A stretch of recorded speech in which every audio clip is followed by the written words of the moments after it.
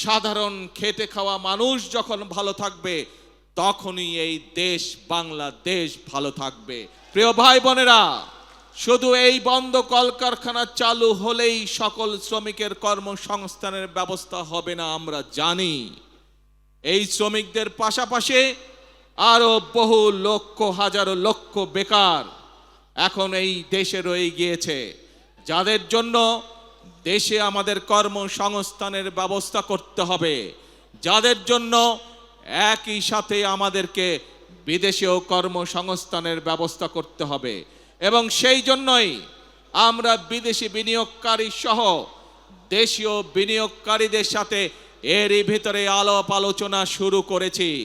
আমরা তাদেরকে উৎসাহ প্রদান করছি, আমরা তাদের বিভিন্ন সমস্যা সমাধানের চেষ্টা করছি, যাতে করে সেই বিনিয়োগকারীরা সে দেশেই হোক অথবা বিদেশেই হোক এই দেশে কলকারখানা তৈরি করে। কারণ আমরা জানি এই দেশে কলকারখানা তৈরি হলে এই দেশের শ্রমিকরা কর্মসংস্থানের সুযোগ হবে তাদের। আমরা জানি শ্রমিকরা যদি ভালো থাকে তাহলে বাংলাদেশ ভালো থাকবে। আমরা জানি কৃষকরা যদি ভালো থাকে তাহলে এই বাংলাদেশ ভালো থাকবে।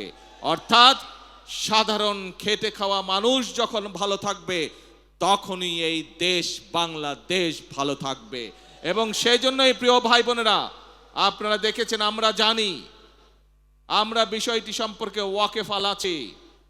এইখানে রাস্তা, ঢাকা শহরের বিভিন্ন রাস্তায় আপনারা দেখেছেন হকার ভাইরা ছিল, কিন্তু যানজট সহ সাধারণ মানুষের চলাফেরার অসুবিধার জন্য আমরা হকার ভাইদেরকে সরিয়ে দিয়েছি। কিন্তু আমরা এটাও বুঝি তারাও মানুষ, তাদেরও পরিবার আছে, তাদেরকেও চলতে হবে, খেয়ে পড়ে তাদেরকেও বাঁচতে হবে।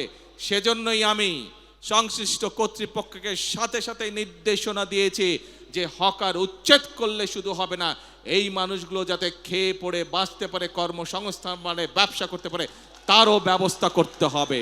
এবং আপনারা দেখেছেন এরই মধ্যে তার প্রক্রিয়া শুরু হয়েছে। আমরা জানি সকলকে হয়তো একসাথে আমরা ব্যবস্থা করে দিতে পারবো না, পর্যায়ক্রমিকভাবে আমরা ব্যবস্থা করব, কিন্তু ইনশাল্লাহ আপনাদের নির্বাচিত সরকার অবশ্যই খেটে খাওয়া মানুষের কর্মসংস্থানের ব্যবস্থা করবে।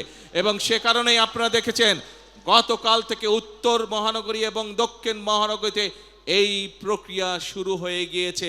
আমরা পর্যায়ক্রমিকভাবে যারা হকার ভাই তাদেরকে তারা যাতে শান্তিতে ব্যবসা বাণিজ্য করতে হয়, কোনো রকম বিশৃঙ্খলার মধ্যে যাতে তাদেরকে পড়তে না হয়, সেই জন্য বিভিন্ন জায়গা ঠিক করে তাদেরকে ধীরে ধীরে সেই জায়গায় আমরা পুনর্বাসনের চেষ্টা করছি।